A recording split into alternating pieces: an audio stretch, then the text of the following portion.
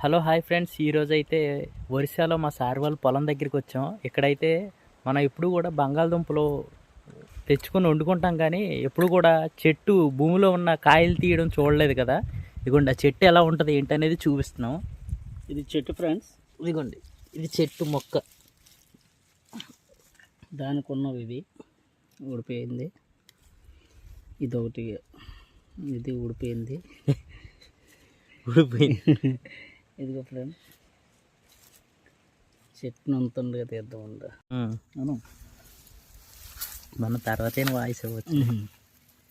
తీసుకో చెప్పు.